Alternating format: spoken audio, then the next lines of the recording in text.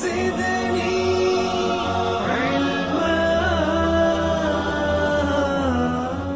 اعوذ باللہ السمیع العلیم من الشیطان اللعین الرجیم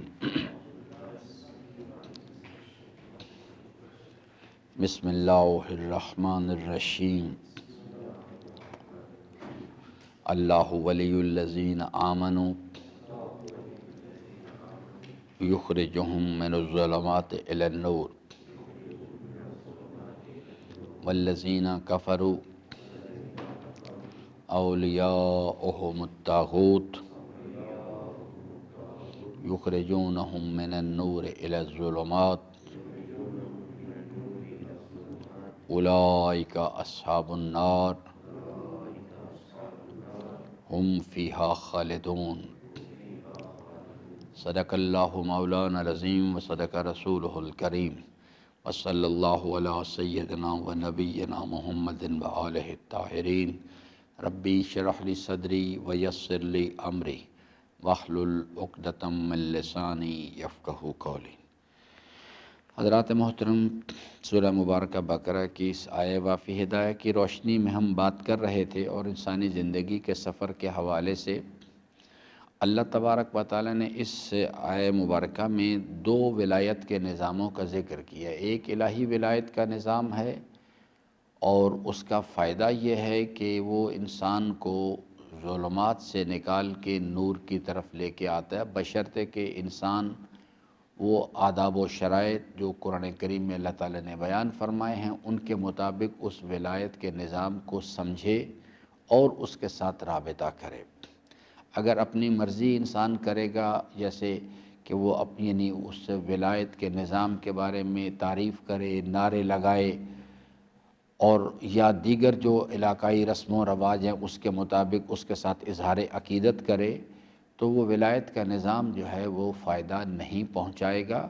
وہ ایک ہی صرف راستہ ہے کہ اطیعوا اللہ و اطیعوا الرسول و اولی الامر منکم، اور اطاعت کا جو دائرہ کار ہے وہ مخصوص چند زندگی کے یعنی پہلوؤں پر نہیں، بلکہ فَإِن تَنَازَعْتُمْ فِي شَيْءٍ فَرُدُّوهُ إِلَى اللَّهِ وَالرَّسُولِ، زندگی کے ہر مسئلے میں اس طرف رجوع کرنا ہے اور اس کی اطاعت کرنی ہے، تو پھر ولایت کا نظام فائدہ پہنچائے گا، ورنہ ولایت کا نظام فائدہ نہیں پہنچائے گا۔ دوسری ولایت کا نظام ہے جس کو کہ طاغوت کی ولایت کا نظام کہا جاتا ہے۔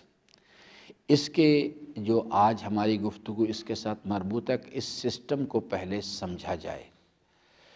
پہلا سٹیپ کیا ہے اس کے اندر، ذرا کراس کویسچننگ کریں تاکہ میں سمجھوں مجھے آپ کو، تاکہ آپ لوگ بھی بیدار رہیں، کہ سب سے پہلا مرحلہ ہے والذین کفروا۔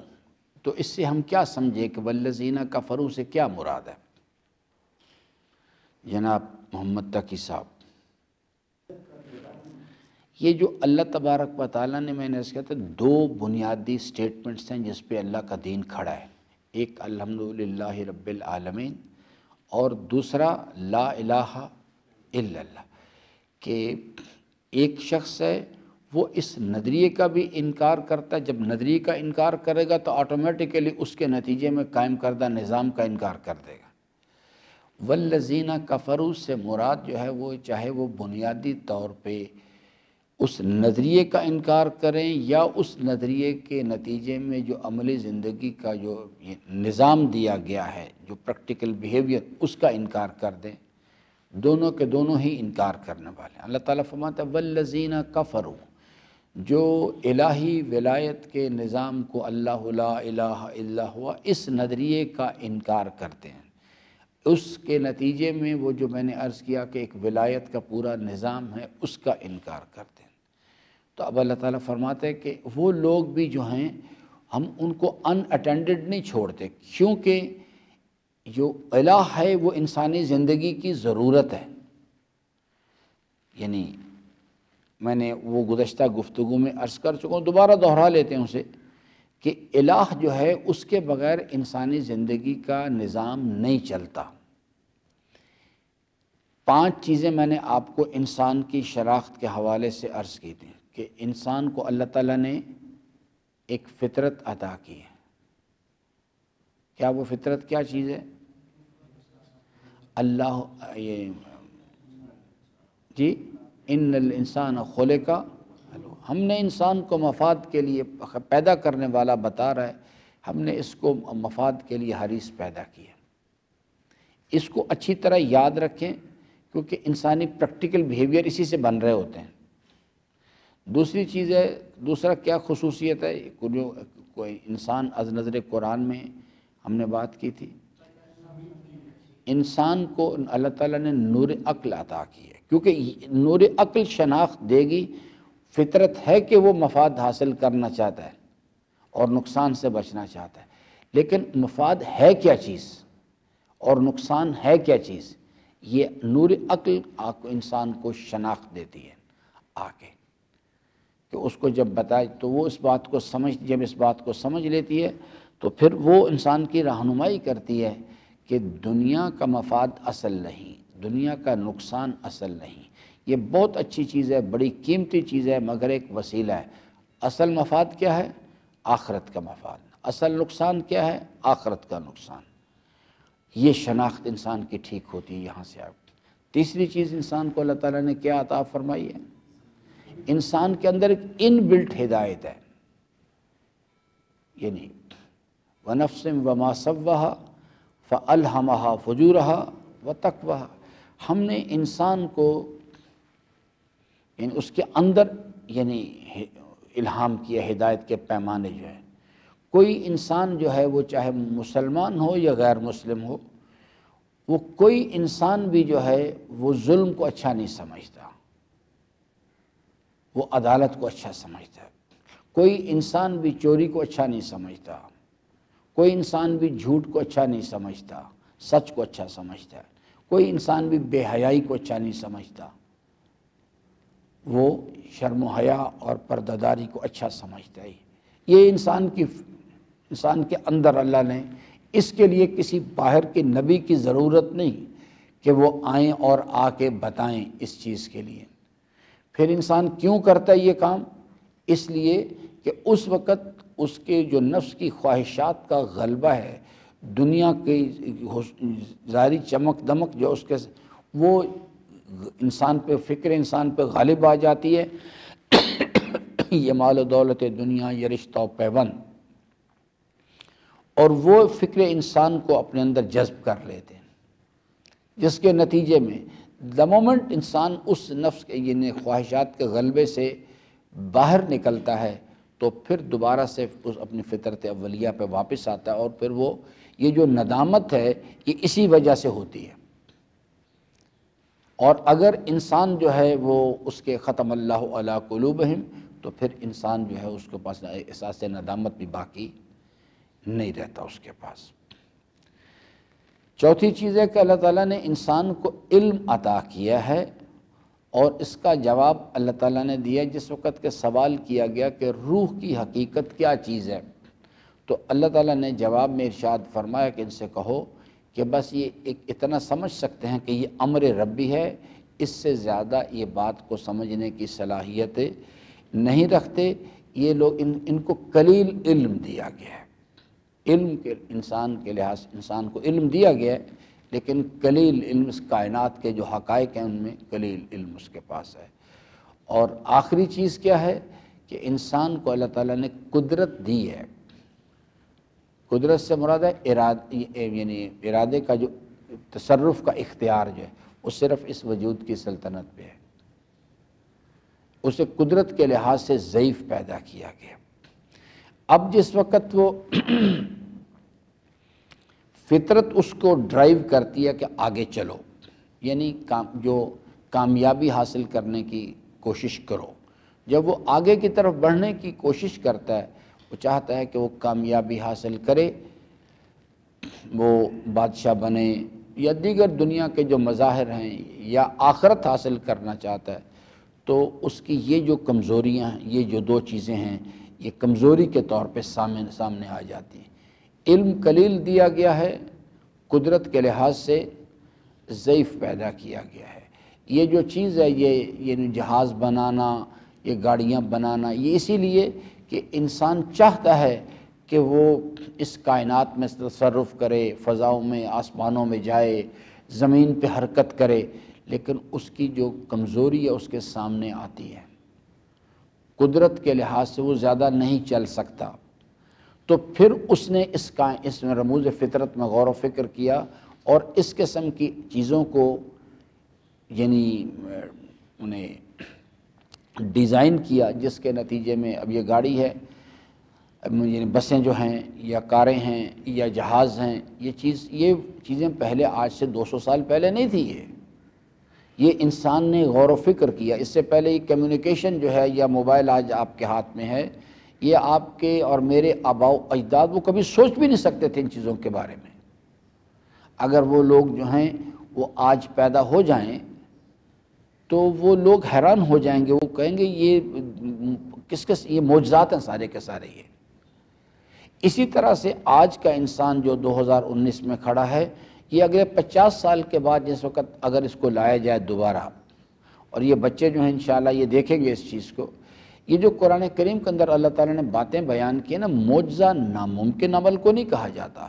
آصف ابن برقیہ تخت بلقیس کو آنے واحد میں لے آئے. یہ عنقریب آپ دیکھیں گے کہ ٹرانسپورٹیشن کے یعنی اشیاء کو نقل و حمل جو ایک جگہ سے دوسری جگہ منتقل کرنا، یہ عنقریب آپ دیکھیں گے کہ یہ چیز اس طرح سے ہونی شروع ہو جائے گی. اس طرح سے اسی طرح سے یہ جو سفر کرنا ہے، حضرت یعنی جہاز کی شکل میں وہ جو حضرت سلیمان کے پاس وہ جو قالین تھا جس کے اوپر وہ ٹریول کرتے تھے، وہ تو عملی شکل آپ دیکھ رہے ہیں اس وقت اس چیز کی. آنے واحد میں سفر کرنا ایک جگہ سے دوسری جگہ، یہ چیز جو ہے یہ بالکل اسی طرح سے ہوگی کہ انسان یعنی روشنی کی رفتار سے سفر کرنا شروع کر دے گا. 1,86,000 میل فی سیکنڈ کی رفتار سے انسان سفر کرے گا، اور اس کے اوپر لوگ غور و فکر کر رہے ہیں، کوشش کر رہے ہیں. فرد ہو یا کسی بھی چیز کو منتقل کرنا ہو کسی جگہ پہ، یہ اس رفتار سے انسان سفر کرے گا. اسی طرح سے حضرت عزیر کے قصے کے اندر جو اللہ تبارک و تعالیٰ نے باتیں بیان فرمائی ہیں کہ ان کا کھانا جو ہے 100 سال گزر گئے تھے، کھانا بالکل اسی طرح سے محفوظ. اس کا مطلب اس کائنات کے نظام کے اندر یہ چیز موجود ہے. تو یہ چیزیں قابل عمل ہو جائیں گی ساری کی ساری، انسان ان کو دیکھے گا. اور ابھی تو یہ وہ چیزیں ہیں جو میں یعنی غور و فکر سے سمجھا کہ یہ ہونے والی ہیں. حضرت کے ظہور کے بعد جس وقت وہ علم جو ابھی تک انسان کو دیا گیا ہے، اور انسان جو ہے اس نے وہ صحیح انا مدینۃ العلم و علی بابہا، صحیح منبع سے صحیح رابطہ نہیں کیا گیا، تو انسان جو ہے اس کو وہ صحیح یعنی کائنات کے حقائق کا علم نہیں ہو سکا. نہ علم ہو سکا، نہ تصرف پیدا کر سکا. لیکن حضرت کے ظہور کے بعد جب وہ علم جو ہے آئے گا، وہ آشکار کیا جائے گا، اس پہ تصرف ہوگا، تو پھر جو یہ آپ نے سنتے ہیں روایات میں کہ زمین اپنے خزانے اگل دے گی، اور یہ سب چیزیں عملی طور پہ ہو جائیں گی. اور ابھی یہ نہیں کہ وہ علم جو بس اس کے بعد اور کوئی علم نہیں. کائنات کے اندر جو حقائق ہیں وہ بہت زیادہ ہیں، بہت زیادہ ہیں. ان کا یعنی انسان بس صرف ایک ہی اس کا نتیجہ ہے کہ اقرار ہے کہ اللہ اکبر. یعنی انسان اپنے مالک کے علم و قدرت کا جو کمالات ہیں اس کا احاطہ نہیں کر سکتا، اس کا وصف ہی نہیں بیان کر سکتا. یہ چیز جو ہے تو ایک نظام ہے باقاعدہ یہ کہ والذین کفروا، وہ لوگ جو کہ اس نظام کا، اللہ کے یعنی وجود کا اور اس کے قائم کردہ نظام کا، جس میں نبوت، رسالت، امامت، ولایت، جنت، دوزخ، یا اس مقامات تک پہنچنے کے لیے جو عملی زندگی کا دستور بتایا گیا، جو لوگ انکار کرتے ہیں. اب ضرورت ان کی ہے، وہ بھی چاہتے ہیں کہ کمال حاصل کریں، کیونکہ انسان کی فطرت میں ہے کہ وہ کمال حاصل کرنا چاہتا ہے. اب وہ جب آگے یعنی بڑھنا چاہتے ہیں، اللہ کے نظام پر ان کا اعتقاد نہیں ہے، اللہ کی قدرت پر ان کا ایمان نہیں، کیونکہ یہاں پہ بحث ہو رہی پیچھے ہوئی اللہ ولی الذین آمنوا، اس کے مقابل میں لایا گیا اس چیز کو. وہ لوگ اس کے تو منکر ہیں، اس کو تو یعنی یا وہ زباناً بھی انکار کرتے ہیں، اور یا زبانی طور پہ اقرار کرتے ہیں مگر قلبی طور پہ یقین ان کے پاس موجود نہیں۔ عمل کے منزل میں جو ان کی میں میرے تعلقات میں میری جو ان کے دسترس میں جو چیز ہے یہ اس پر ان کی قدرت پر بھروسہ ہوتا ہے ان کا۔ اللہ تعالیٰ فرماتا ہے والذین کفروا، پہلے تو یعنی اس گروہ کو آئیڈینٹیفائی کیا جائے، سمجھا جائے۔ اولیاءہم الطاغوت، اللہ تعالیٰ فرماتا ہے وہ بھی ایک سرپرست اپنا تلاش کرتے ہیں،